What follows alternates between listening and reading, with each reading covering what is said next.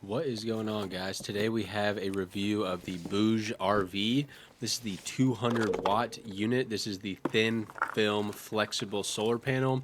So what you're seeing here is the unboxing. It does come wound up in a nice box. It's got kind of protective foam around it, so that's all well and good. It's a little bit bigger than I imagined, which is awesome. The more kind of solar area you have, the more kind of efficient this thing's going to be. So I'm kind of happy that it's bigger. What you see here is kind of the bottom of it that has that nice sticky tape that's going to allow you to stick it onto the roof of your car or your RV or anything that you need a solar panel. That makes installation insanely easy when you have that nice sticky material on the back side. So right here, I'm going to flip this over to show you the actual solar panel array side. And honestly, this thing is very awesome. So in terms of the weight, it's pretty lightweight, which is nice because a lot of panels are a little bit heavier than you imagine, and this one is pretty light. So let's talk about these specs real quick.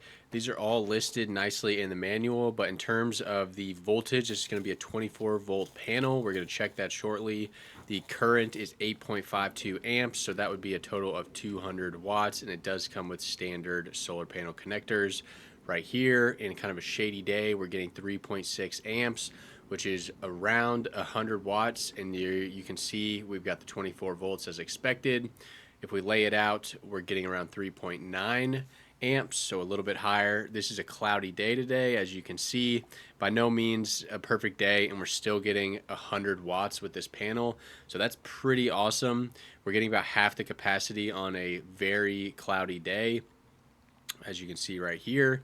And then what we're going to do here is put it onto the car just to show you how easy it is. Super lightweight, so you can put this up high if like on top of an RV, and you're not going to struggle with it at all. This is easily a one-person job. And then you can use that sticky tape on the backside to actually secure it in place and then hook up your wires wherever they need to go. And as you can see there, it looks really good. Lastly, I'm going to check it again, and again, we're getting the 3.9 amps on this cloudy day, and then I checked it one more day when it was a little sunnier, and we're all the way up to 4.23 amps, and this is in March, so we are far from peak sun in the summer, and we're still generating about 110, 120 watts, so check it out.